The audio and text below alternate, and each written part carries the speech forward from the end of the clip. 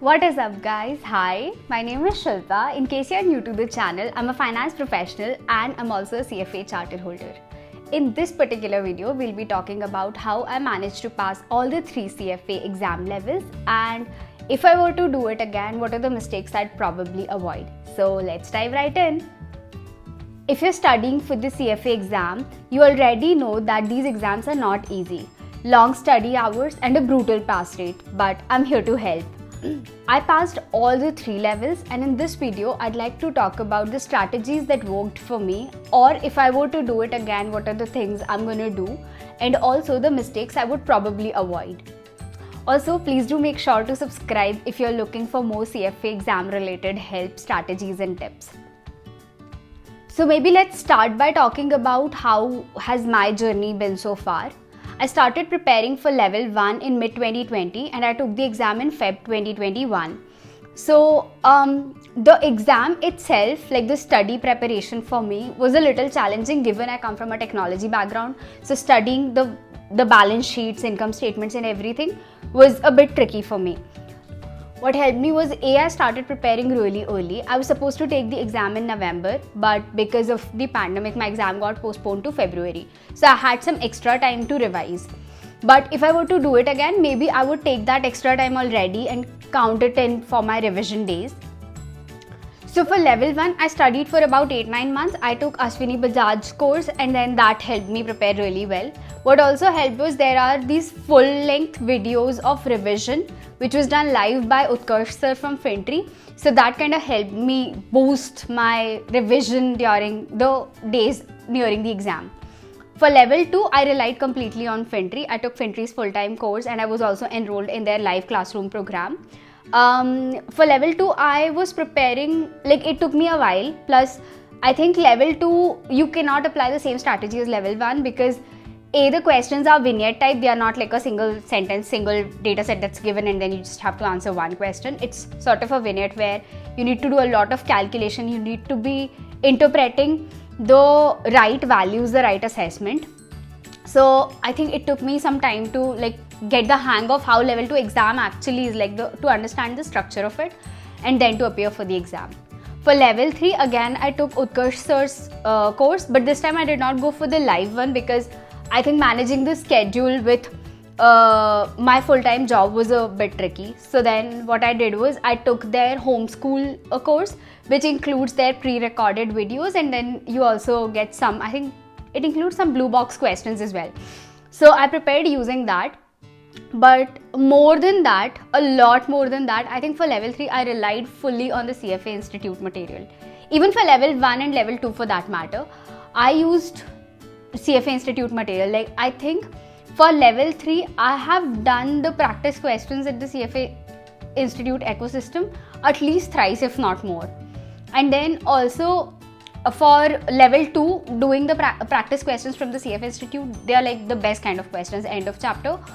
Then for level 1, I did the questions from Sanjay Saraf test series, and then I also did the questions from the institute curriculum because that was super helpful. If I were to choose between my favorite levels, if I were to choose which was the best for me, I think level 3 for me was a game changer because it included the essay type questions. Not that you have to write the full-fledged essay in those responses, but you do have to come up with a solid reasoning.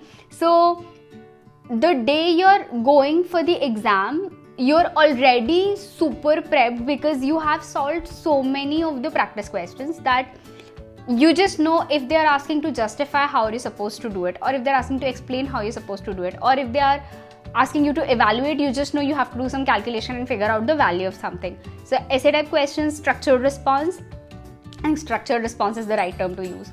So those questions were a game changer. I loved every bit of preparing for level 3. Yeah. My key takeaway from this preparation for all the 3 exams is what works in level 1 may not work in level 2, and then this applies in level 3 as well. The 3 exams are designed differently. Although they cover the same subjects per se, the content of the subject and then the actual questions, the way they are framed, are very different. So you need to apply a very different strategy for level 1, level 2 and level 3. And I plan to do more videos zooming into the respective levels and then working out together on how the best strategy can be. In terms of how your study plan should be, I'd say you could do about 3.5 months to cover the entire syllabus. Start with that, and then if I were to do it again, I would skim through the syllabus. Not exactly skim. If I were to do it again, I would do the syllabus and try to cover it very, very quickly, because while I'm doing questions alongside doing like completing the syllabus and studying for all the subjects, I would really like to focus a lot on the practice questions. So if you finish your syllabus early, you have a chance to go through the practice questions. And I think the way this should work out is, you know the content, okay, maybe you don't know 100% of it, that's also fine. You know about 30-40% of it, but then you do the questions and then you look at the responses, especially the end of chapter questions. Every question you solve has a response, and then it has this linked LOS, learning outcome statement, which is mapped. So say you didn't get a particular question right while practicing through the learning ecosystem, you could just go back to that LOS, go through it again. So using that time during the practice question solving, it turns out to be much better. And I think this kind of studies is called as active recall versus just passive reading and going through the subjects. You could do that like again and again. It doesn't generally raise the level of understanding compared to the active recall when you solve questions, when your mind is actually put to work while doing the practice questions. And in the last 1 month, 1.5 months, I would do the mock exam full length. Now full length mock exams are, it's totally fine if you don't do the exams in like the first few exams in the single go. So at least while preparing for level 1, I wanted to take the full length mock exam, but after doing one session, because the exam is divided in AM and PM session, while doing one session itself, I used to feel a little exhausted. So I took only one session of the exam when I was starting, and then I would analyze that for a day or two, and then after 2 days, I would take the second session of that exam. But that is only good for first 1 or 2 mocks, you could do that. Otherwise, I would say for level 1, take at least 5 to 6 full mocks, okay? Same for level 2, approximately same for level 3 as well. Then for level 1, you may want to go through those formula sheets. Sometimes you get them on Wiley's website, sometimes you get them in Fintry's Juice Notes. You could just Google CFA level 1 formula sheets, you will find it somewhere.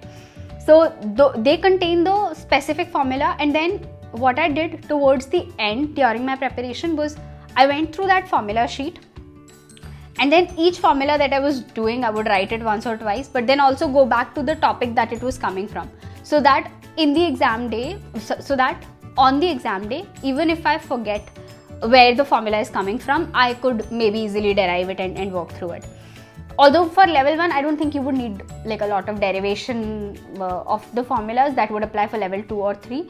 But yeah, just like I would go through those formula sheets.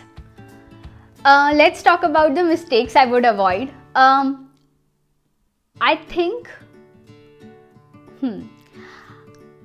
think number one mistake, if I were to do it again and I would avoid, is I underestimated ethics, and I shouldn't have done that. I thought it's a theory section. If I remember the names of the 7 standards and then sub-standards, it'll be fine. Like it's just how it should come naturally. But solving the actual scenario-based questions, you realize that maybe it doesn't come as naturally as you would want it to. So if I were to do it again, I would definitely put a lot of effort in ethics. And if I were to do it again, I would not take any external material. I would just take the CFA Institute material. And through the curriculum itself, I would try to study. There are good applications of the standards for level 2 and level 3 at least. For level 1 also, there are like solid about 80-85-ish questions, end of chapter questions. I would do them again, go back to the standard, substandard, read them. But solving a lot of questions on ethics would have helped me. So yeah, that's the mistake I would avoid, of not giving ethics the importance it deserves. Another mistake you should avoid is cramming in the last month. It's not like those engineering college exams where you could just study in the last 1 month and you could cover everything. It's practically not possible because of the content, syllabus itself. You need to give enough time to study a lot, to prepare end to end, and then also to be able to revise, practice, and then give the full length mock exams. So cramming, like, this is not the type of exam where cramming might work. It's a good thing if you're able to do it, but generally doesn't work for this exam. And final mistake is the time management on exam day. I think it's super important that you manage your time wisely. There are always going to be questions when you're doing the mock exams or when you're doing the final exam, which you think you know the answer to, but you're not able to get there. So if that happens, I know it clashes with the ego. It's happened with me so many times, but if that happens, please remember to leave that question and then move on and do the next questions, because there are no negative marks. You need to be able to manage the time to get through all the questions so that you just don't leave the easy bits which are left towards the end. Two different ways I would have done it is A, which I did, like starting from, start solving from front to back, question by question, and if there is a challenging question which I'm not able to get the answer to, even though I know the concept, I know that, say it's from fixed income and I know the answer, I would probably not be hung up on it too much and then I would just move on.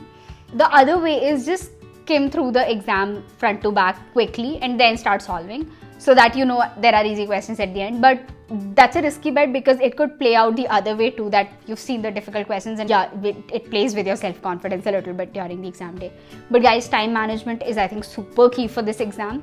The best way to manage your time is doing a lot of full-length mock exams, because then you're already, in a way, mentally set for the exam day, and then you don't feel that you're losing on a lot of last questions is because you didn't manage the time well. Okay, time for final tips. Consistency is the key. You should give yourself sufficient time to study, then practice, and then revise. And then number 2, mock exams would be your best friend. Just do a lot of full-length mock exams.